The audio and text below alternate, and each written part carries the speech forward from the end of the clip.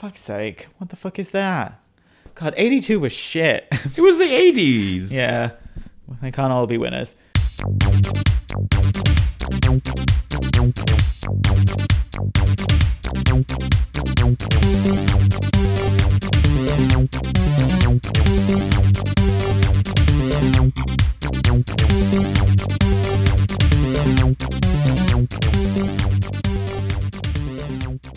Hello and welcome to Incomplete Geeks, a gay geek podcast where we talk about all sorts of geeky things. Sometimes we know a lot about what we're talking about. Other times our knowledge is a little bit incomplete. That's right. I'm John. That's Nick. And happy birthday! Welcome to an episode about Nicholas Baker. It took 45 minutes to come up with that intro. That's great. all goes well. I mean, I do need as much time about thinking as I can. But if all goes well, this episode will come out on your birthday, Nick. How do you feel about that? Yay! So excited to turn 40 fucking 3. 40 fucking 3, which is what how you have to say it. Of course. So we are going to have a retrospective. Because why not?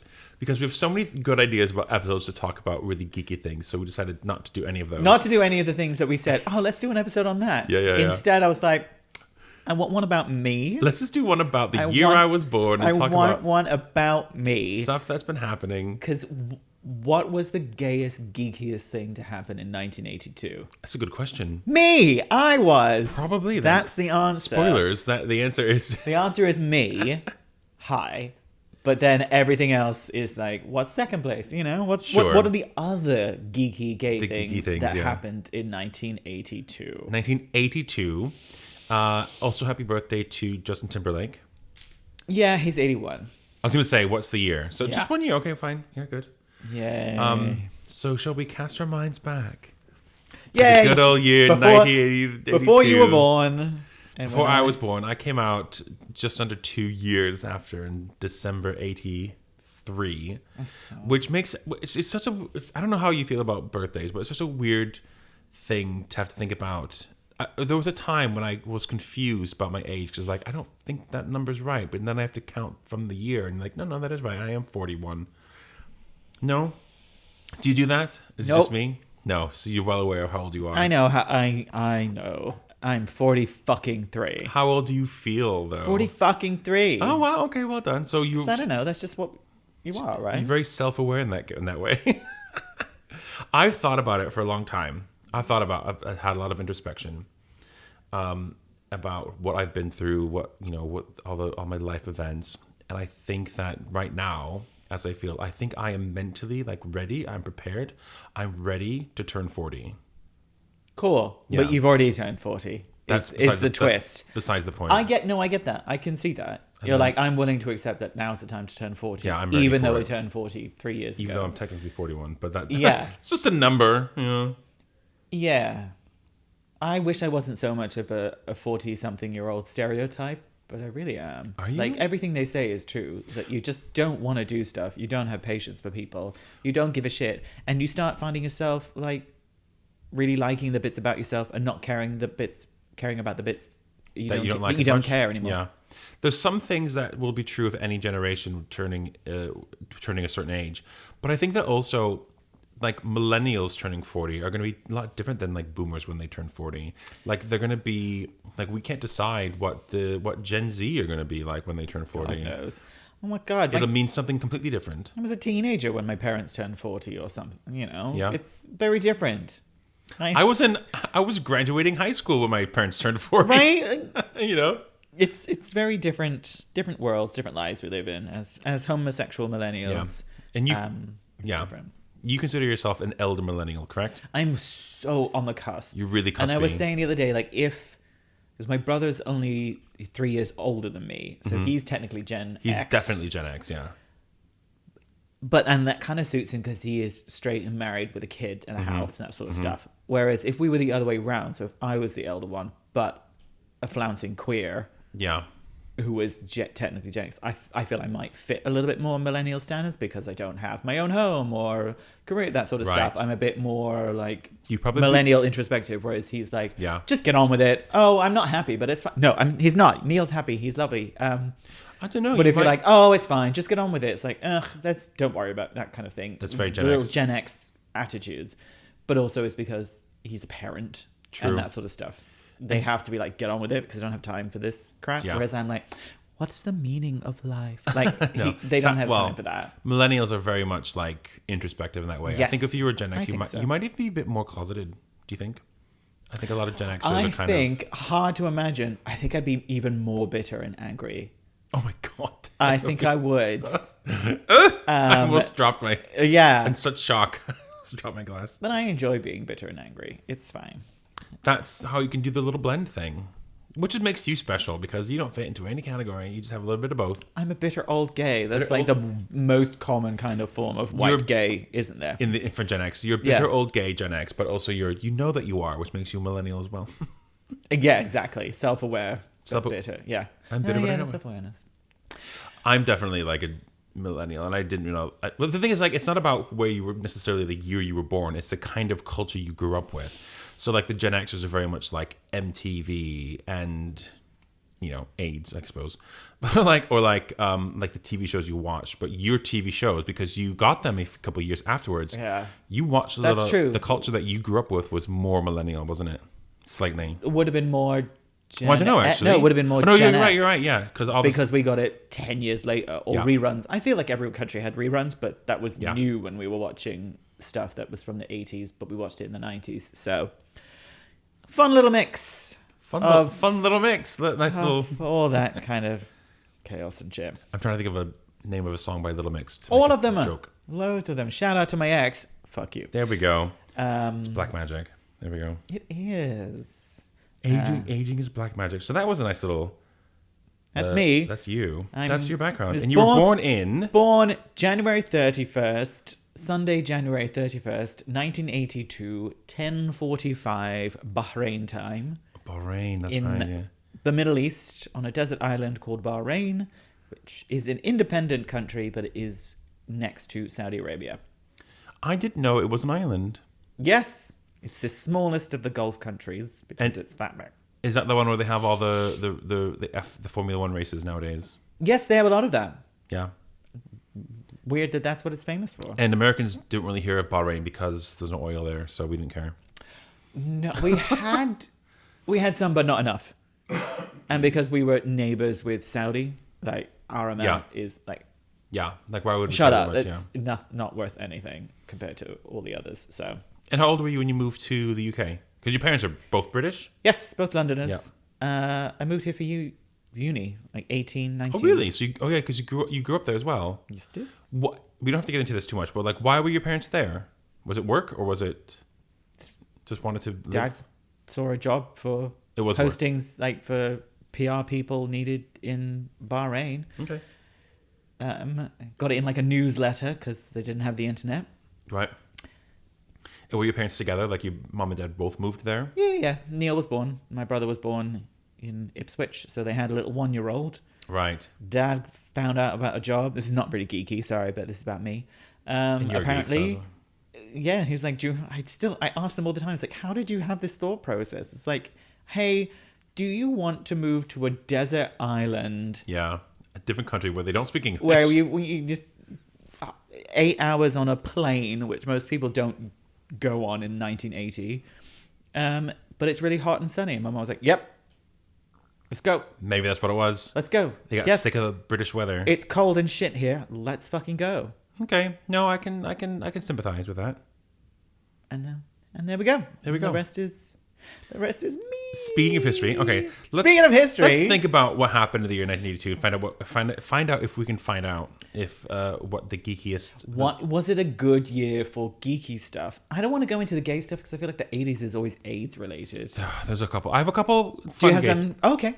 Like 2. Like pop culture moments as well. Not so much. Okay, go. Like history. Okay, yeah, go for basically, the 80s were not great for the gays. No.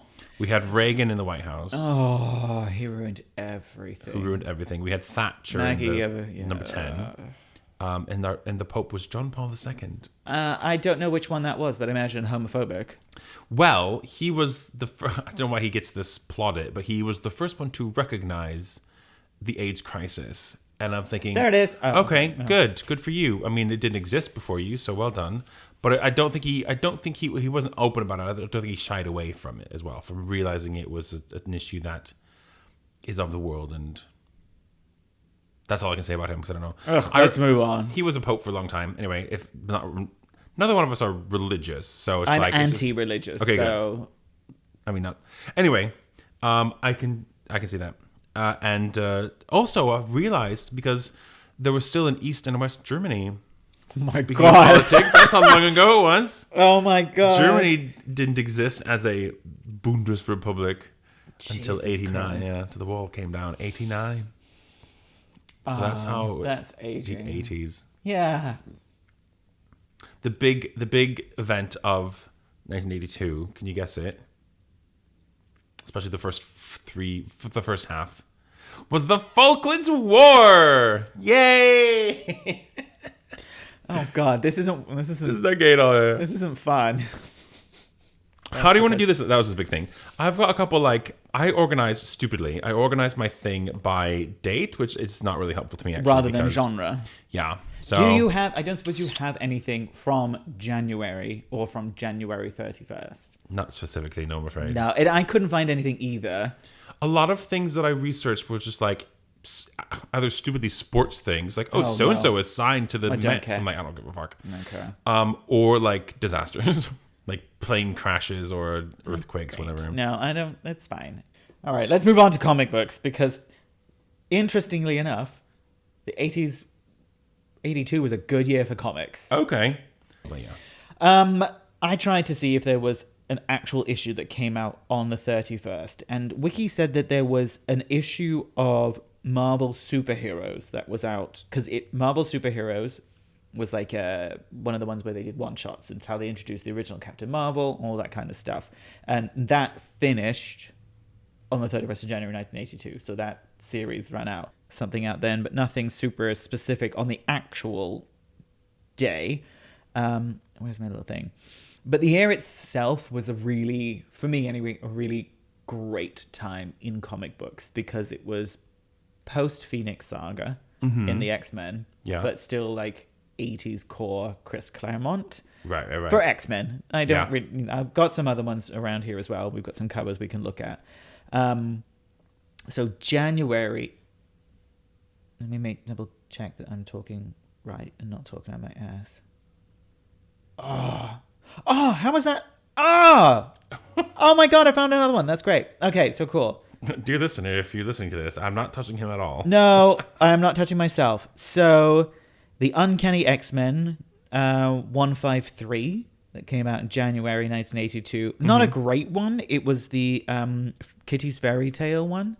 So it was kind of like... What is that? I don't know that one. So it was kind of like a one-off thing where Kitty's telling a fairy tale and it's all of them reimagined as like... Oh. Fairy tale characters. So you can see like swashbuckling Colossus saving her and all that kind of stuff. He liked to do these random ones where he told stories so he could be a little bit more... sci-fi or witchy or something, and using the characters in different things. It was just like a one-off random one, and I just wanted to double check what the... Well, that's interesting then, because that's kind of... When did What If start? Because that's like kind of his version of like, let's imagine this, like if it's a story time kind of thing.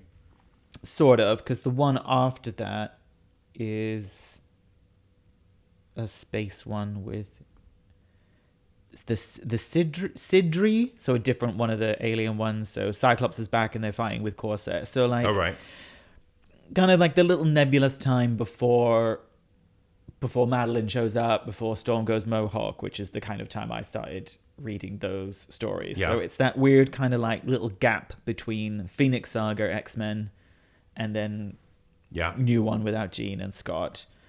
So that was... cover issue says January 1st, 1982. Yeah. But cooler, it says 6th of January. X-Men Annual number 6. Okay. Which, if I'm right, is Storm versus Dracula.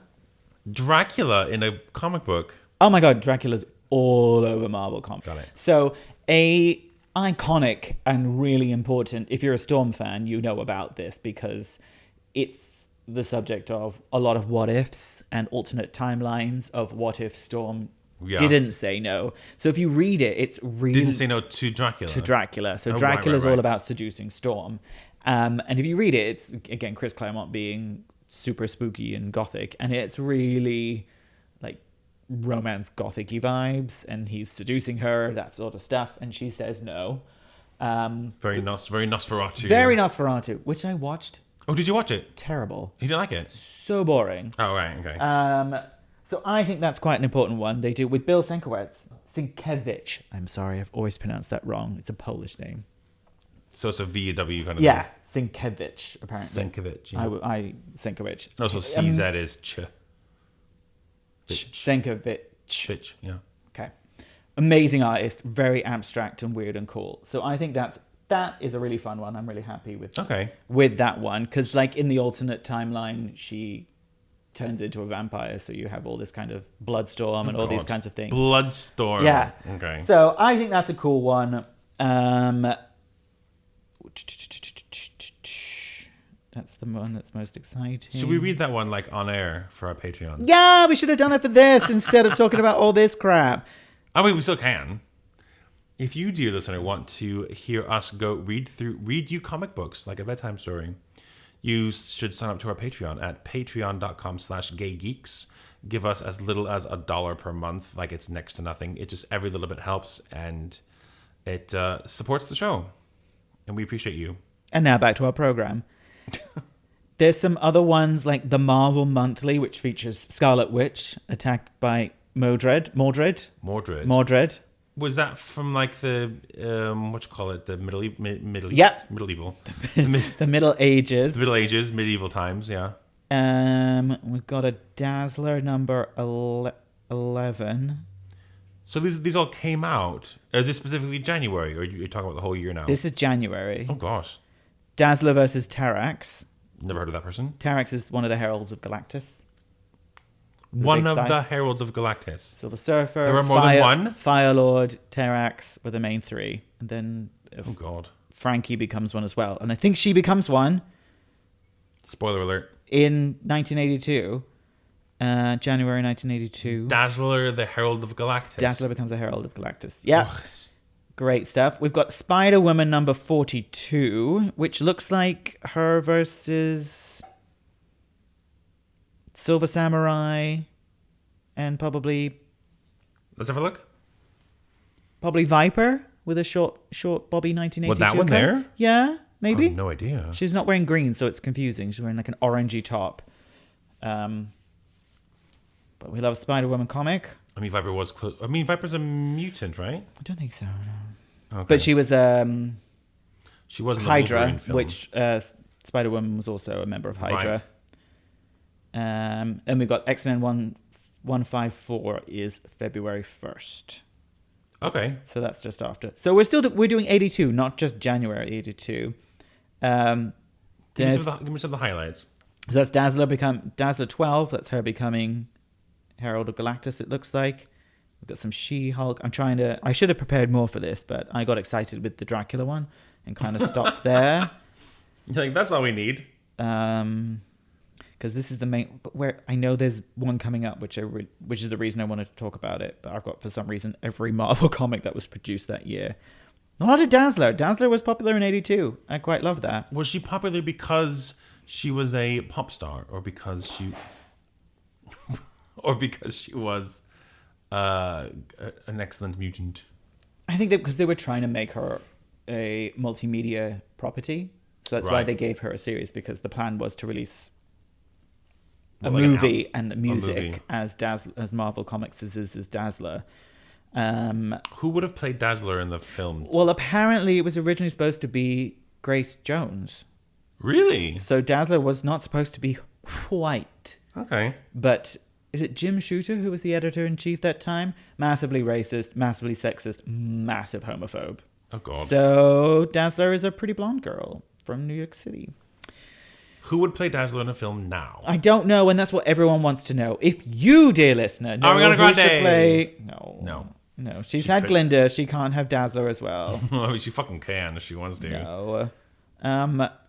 Rogue fights the X-Men in June, number 158. Why? So she already has Carol Danvers' powers, so they know of Rogue. They've already fought her in Avengers Annual. Oh, she's not a hero yet. No. So she's still with Mystique. So this Got is it. the one where so Carol's hanging around with them, no powers, and they like try and go and get some information from the government agency, and Rogue is there, so it's a big massive fight, and then like Carol deletes all the thing about her and all that kind of stuff. So good Carol issue. Good Rogue issue. Oh, and there's the Dracula one. It's in July. Okay. Oh, what's the annual then? That's weird that there's two of them. July was the Dracula one. The annuals, you still June. get 12 issues a year, right? Even though called annuals. I don't know. Here we go. And I thought this was the case, and I was very happy to be proven right.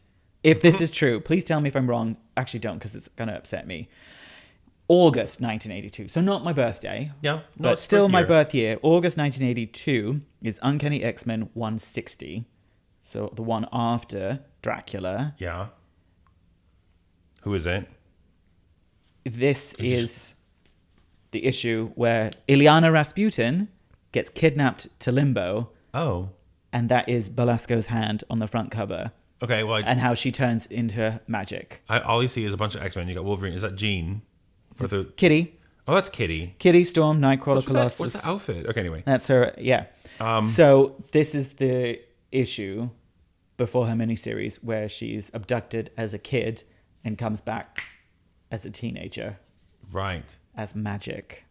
And you don't find out what happened until next year in her miniseries. And is that when Ileana was debuted in that? She debuted in Giant Size X-Men #1 without any speaking part. Colossus saved her and then was recruited to the X-Men. That sort of thing. So she was Piotr, and that was it. So did she have powers back then? No. She was a little girl. Okay. She was a 6-year-old girl. She was then brought to America as a hostage by Arcade. There's her, Amanda Sefton, and a couple of other, like someone's parent, I don't know, some bystanders to that lure the X-Men into a trap. And so she lived with the X-Men as a little kid. Okay. And then in America. And then in 1982 was kidnapped into Limbo and returned moments later as a teenager. Did they know it was her right away? Oh, you do not know about No, this? I don't even know who Belasco is. I'm not telling you anymore because we will do a read along for this because it's it's the greatest. Chris Claremont's work is Dark Phoenix Saga, Magic miniseries. It's his best work ever, and it is incredible, dark, heartbreaking, and amazing. The only reason I'm rolling my eyes is because it's yet another episode that we're saying we're going to do and haven't done. Yes. We're not going to get to it for another few months. Probably. For a long time. But if you would like to support the podcast... yes, please do. Because the one that made me think of it, because 1982 is the year that New Mutants #1 came out. Which ties in because obviously Ileana goes and joins the New Mutants. I was going to say, who's in the first... So the first round of New Mutants. So the New Mutants that premiere would be Cannonball Sunspot, Karma, Wolfsbane, and Danielle Moonstar, who I think they called her Psyche. Yeah. Then she quickly became Mirage, and then now she's just Moonstar because no one uses that. No one uses that, yeah. So we're pretty close to the... There we go, 19th November. Woo! The graphic novel, New Mutants #1, came out. Also, the first issue of Vision and Scarlet Witch came out in November. Okay. December 1982, we have Carol's transformation into Binary. Oh, yeah, okay. With Paul Smith on pencils. Okay, so tell me about Binary. We'll do a read-along. I thought that was like a form she took, but is it a character? Yeah, well, it's a form she took. So she was hanging out with the X-Men. So, Rogue had taken her powers. No powers. Scatty memory, but she did know Wolverine from the past, that sort of stuff. And they were kidnapped into space by the Brood.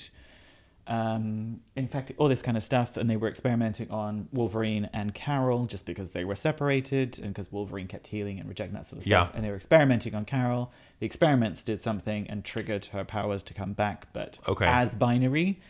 which is the power of a dwarf star. So she was like Right. the Phoenix of not being Jean Grey Phoenix. I suppose I can see how that works. We want Chris wanted a super powered one. Just a couple more, and then we'll finish these because I feel like this is some fucking cool comics that came out in '82 compared to the TV shows that we had to work with. Yeah. One that I haven't read, but really need to because it's iconic, is X-Men: God Loves, Man Kills, which is I heard of that one. Reverend Stryker. That's where he's in Right. it. Reverend Stryker. William Stryker. Was he always a reverend in the comic books? I just always remember Reverend William Stryker. Okay. So it's a massive one about racism, and it's the one, I think, where Kitty says the N-word a couple of times in comic books, and I think this is the first time she says it. Oh, gosh. Is it okay to call us muties? Is it okay to call them... Like, not as a word of derogatory, not used derogatorily, but as a... She doesn't say it to someone, but she's like, is it all right to say that? She does that Chris does it a couple times with Kitty. She's like, ugh. Jeez. Awkward. Thanks, Chris. So that's a super iconic one. And then the issue where Rogue fights Dazzler, which is that not the gayest thing that happens in 1982 then? After you being born. Look at her face. Look at Rogue's face. She's so angry looking. I mean, I love her outfit, but she looks like a... She also looks kind of like an old woman. She looks like a matron. Yeah, because of the white stripes kind of look like grey temples for the start of it. Right. She was drawn kind of ambiguously aged, but she was 16, 17. Say what you will about... And just to make Dazzler gayer, look who she's fucking. Is she fucking Warren Worthington? She's absolutely fucking Warren Worthington. Oh, God. Because they're rich, hot, blonde white people. Of course. That's disgusting. What? In a straight way. Oh, the straightness is disgusting, but Dazzler and Warren Worthington fucking is... I was going to say what you want about Rogue's film adaptations, but I like the fact they have the grey on the top, like one little wisp. Rather than the Reed Richards stripes. Rather than the Reed Richards stripes, yeah, on the side. Yeah. We can end on something fun that is silly, if you want to. Sillier than Dazzler fucking Warren Worthington. Yeah, but it's not very geeky.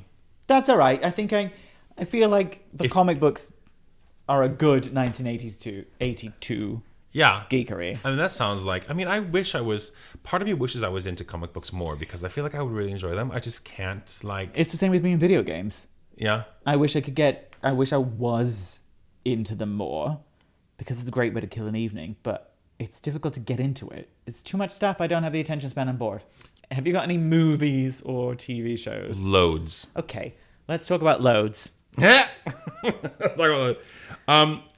Let's talk about the Oscars that happened in the okay, great. Okay, I have a little. The more I researched this stuff, I was like, I'm just basically making a quiz. Just to kind of give you, it's a good quiz. So this is a good quiz category. What? This is a good quiz category. 1982. Use it because the 1982 Oscars. Yeah. Okay, which happened on the 29th of March. Mm-hmm. So there was a respectable amount of time between the films between the films were premiered, and then people could watch them and then vote on what they thought was the best of the year, because obviously they do it by calendar year.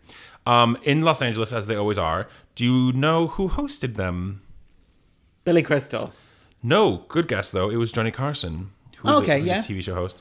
So here's what I'm going to do. I'm going to play a game with you where, so this is honoring the film from the previous year. I will tell you. We'll just do the big categories. Yeah. I'll read the nominees. Okay. You tell me who won. Okay. Okay. Do you want to start with the big ones first, or start with I only want to do the big ones. I want to do film, actor, actress. Fine. I was going to say be supporting maybe, but I don't know if only if it's a good one. Let me have a quick look. No. Okay. We do writing as well. No. I don't know directors back then. No, we didn't directors either. So back then there was a limit of 5 films be nominated, and I'm just going to read them in alphabetical order. Great. Atlantic City. Okay. Chariots of Fire. Oh, yeah. On Golden Pond. Oh. Raiders of the Lost Ark. Interesting. Reds. Chariots of Fire? That is correct. Well Yay! done. Chariots of Fire won Best Picture. It's the only one I care. They won 3 awards that year, including Best Picture, but the most awards went to Raiders of the Lost Ark, which won 5. Oh, total. Really? Raiders? Yeah, like your technical stuff, Yeah. art direction. Fair enough. Interesting. What else? Okay. Best actor. Best actor. So again, in alphabetical order, there are 5. Yeah. Warren Beatty for Reds. Uh-huh. Wait, that's not alphabetical at all. Hugh Hudson for Chariots of Fire. Yeah. Louis Malle for Atlantic City. Mark Wright. Oh, sorry, these are I did directors. Warren Beatty wrote. Warren Beatty's a director. Directed Reds, yeah. Oh, okay. Let's go to Best Actor. Yeah, I don't care about directors. Who won that though? Warren Beatty, one for Reds. Oh, good for him. I need to look at Reds quickly. Is it the baseball one or is it the war one? Oh. It's the war one. Slightly different. It was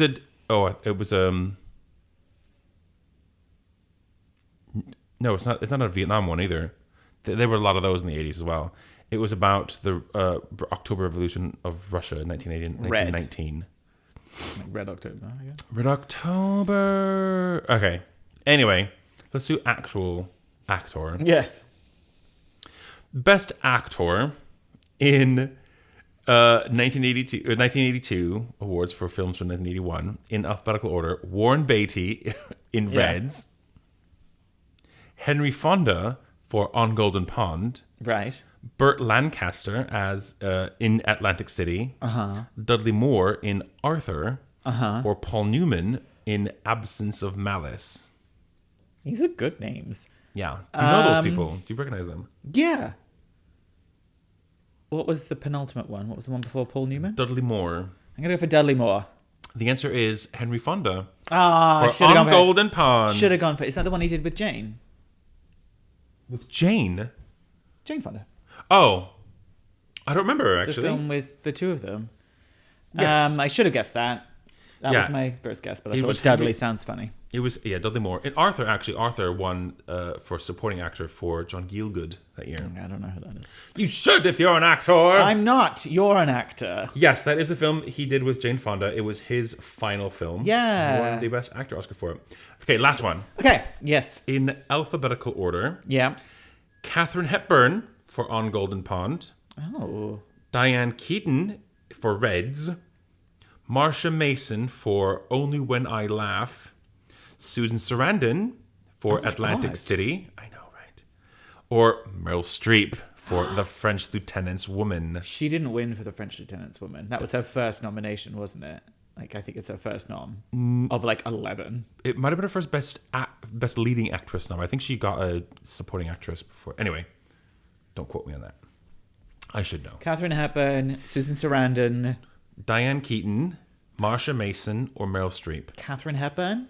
Correct. She won for On Golden Pond. Well done. Katharine Hepburn's great. Okay, cool. So she's great. That was her final Oscar. Yeah. Her fourth and final. No one else has ever gotten 4 acting Oscars across any category.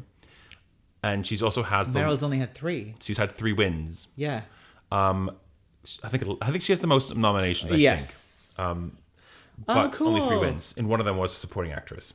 Nice. Anyway, she's also got the longest time between her first and her last. Nice. That's not been beaten either. These are all good quiz things you can use. They really are. It's like, have you done your quiz for Sunday?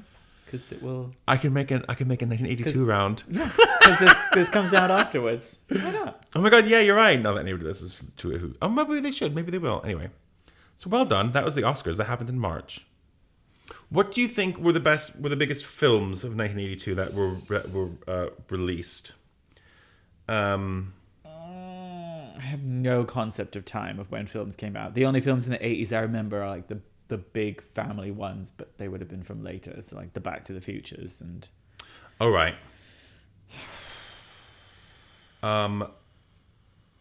Oops. 82. I have no idea. No idea. I couldn't even. Would you have like the? What? I have the top films of 1982. Okay. Sorted by. Oh no, that's not sorted by IMDb. Okay, just a few of them. This is just conversational. Okay, fine. So, Blade Runner was the number one. I thought this was like this is by list order. Oh, this is somebody's personal list. It doesn't matter. Blade Runner, which came out in June. I wrote it down. Doesn't matter.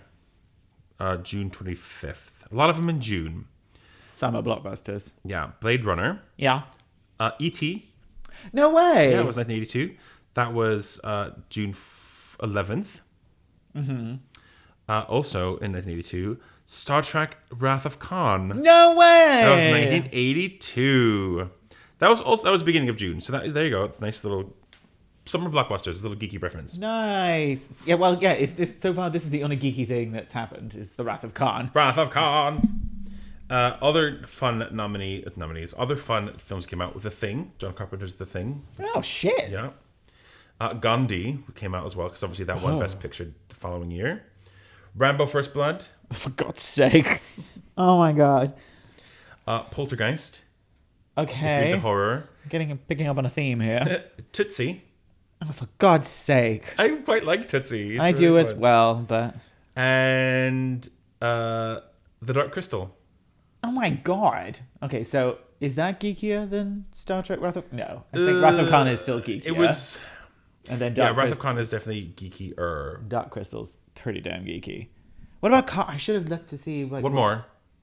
Tron. Oh, wow. Yeah, that was 1982. Well, these are really 80s. They are very, very... They set the tone for the 1980s. Oh, God. Yeah, that's true. I should have looked to see what the Disney films and that sort of stuff, and what the animated ones were. Was there one that came out in 82? Because Tron Disney when it came out. I have no idea. There's a gay film that came out as well, 82. What? Victor Victoria. Oh. Have you seen that one? With Julie? Yes. I would have seen it, not in the 80s, but yes, I would have seen it. Fox and the Hound was 81. Ooh. Close, but no hit. What's the one after that? When did Little Mermaid come out? That was like 89? Sorry, phone call. Yeah, that was much later, wasn't it? Black Cauldron was 85. Oh, right. Forgot about that one. Yeah, a lot of people did. Oh, a barren year for cartoons. Okay, so that's film.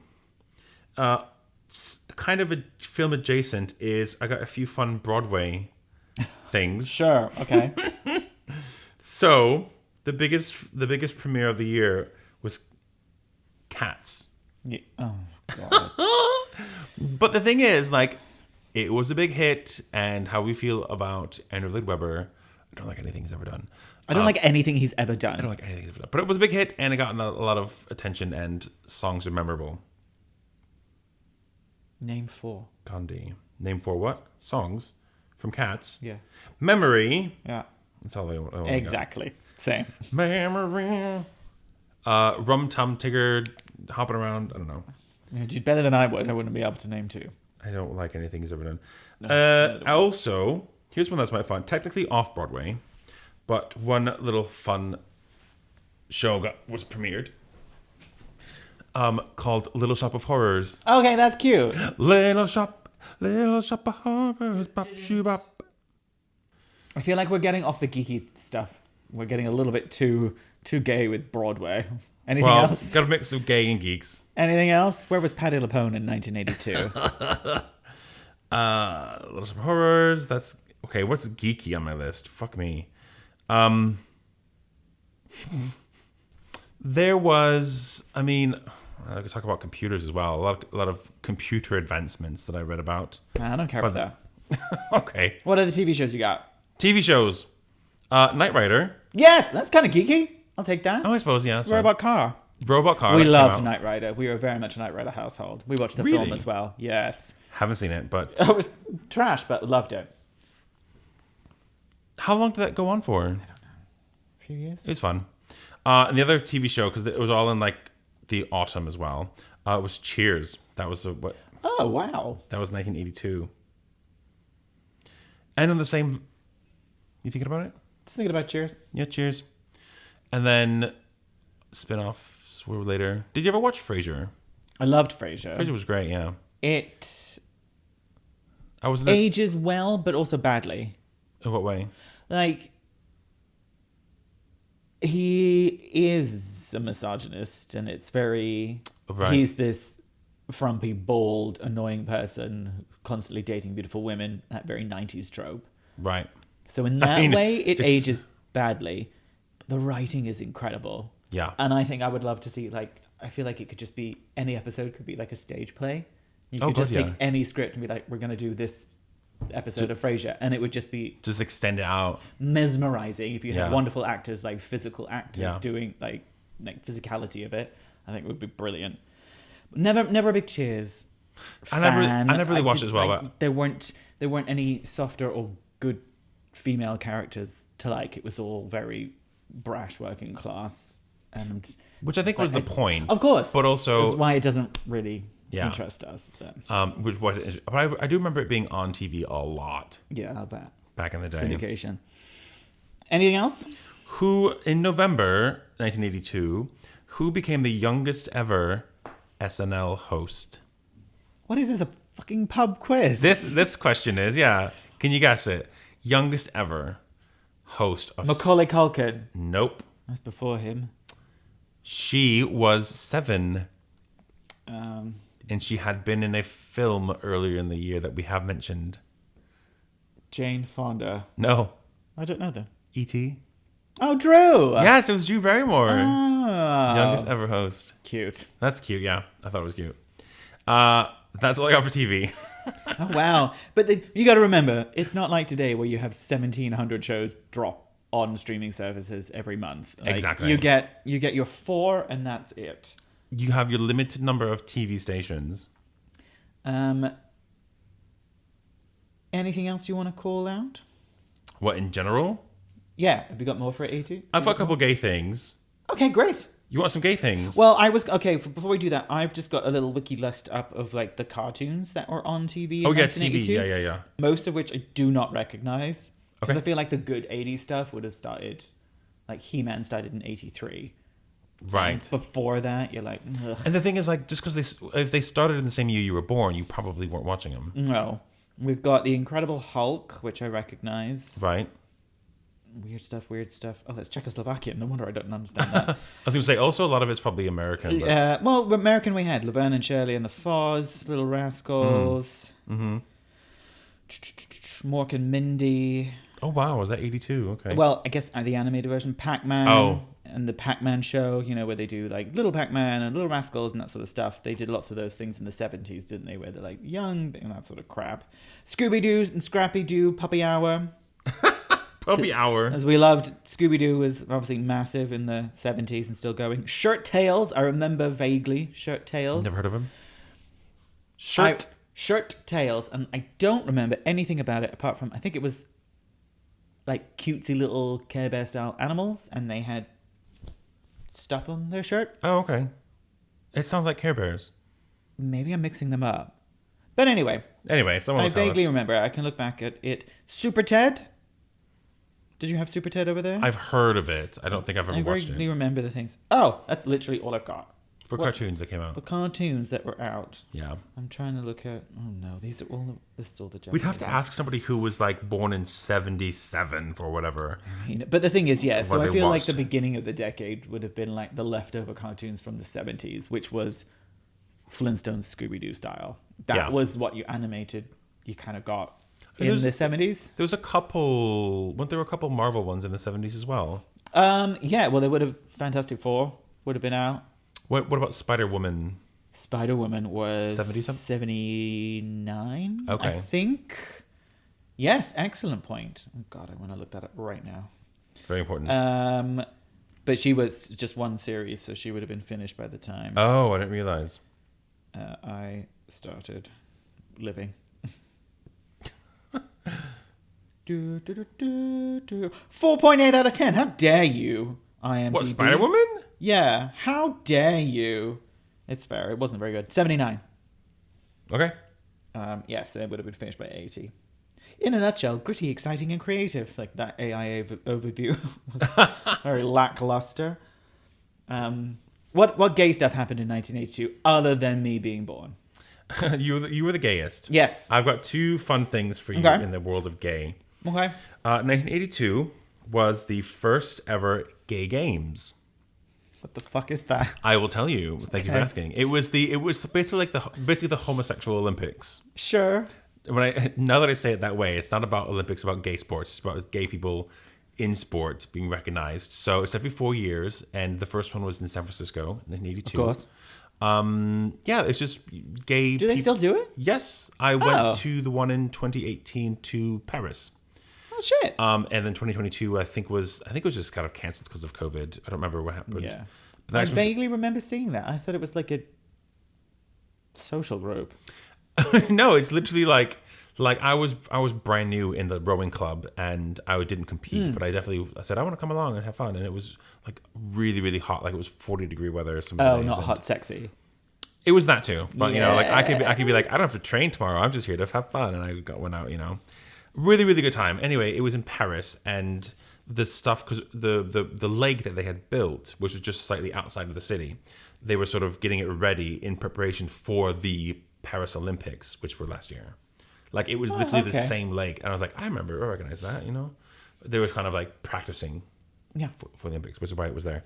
Anyway, first ever was 1982. And fun things about being gay. Here's a quiz question for you. Oh, goody. Yeah, I know, your favorite. Which U.S. state became the first to ban anti-gay discrimination in February 1982? Washington. Nope. California. I'll give you a hint. And, you know, if you're listening. New York. Pointing at myself. Really? Wisconsin? Yes! Wow. And no other state would do it for the next 9 years it took. Oh, my God. To ban discrimination. Particularly, I think it was for, like, housing. But still. Oh. It was fun.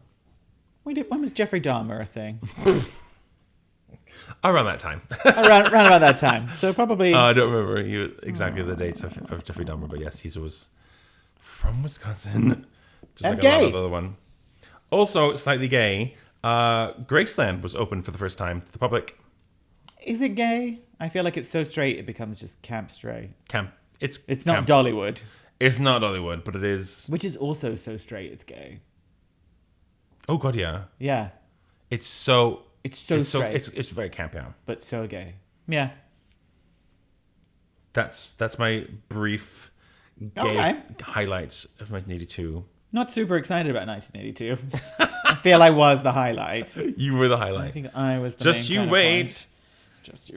A couple other fun things happened, you know. They better be Sally fun. Ride happened. She was the first woman in space. Rod Stewart got mugged. Ronald Reagan proclaimed a war on drugs. But here's my last quiz question for you. Okay. Declared in 26th of December, what was Time Magazine's Man of the Year for 1982? I swear to God. I swear to God. Have a guess, and then I'll give you a... Please don't be Trump. No. Oh, thank God. It was the first time that the person of the year was not a human. Miss Piggy! No, it was not even that would have been great. It was not even a creature. It was not a living being or a group of people. It was the computer. As in, machine of the year. The way that they were like, we're now starting the information age, was kind of their declaration. So they weren't wrong. They made the man of the year the computer. So well done. They did talk about like Steve Jobs and whatever else in the issue, but it was on the cover. I feel like we could have ended with Dazzler and Angel. So, what happened in the year you were born? Or were there any cool geeky things that you remember happening in 1982? Any gay things, any geeky things? I would love to hear about it. As a fellow 1982 person, you can write into us incompletegeekspodcast@gmail.com. You can also get in touch with us on Instagram or TikTok. Our handles there are at incompletegeeks. Like this episode, like our stuff there. Share it with your friends. We like hearing from you. If you'd like to support the channel and help us to grow, the easiest way to do that is to also visit us on patreon.com/gaygeeks. Follow us there. You can support us by signing up or for as little as $1 a month. Tell us what you want us to cover and join us for exclusive content over there. Thank you very much. Every little helps. Well done, yeah. If we got anything wrong about 1982, I mean, you weren't there. You had to be there. Had to be there, yeah. If you're of the older persuasion, you remember what happened, like, let us know. We want to know everything that we don't know because we're not complete geeks. We're working on it. Thank you for listening. Bye.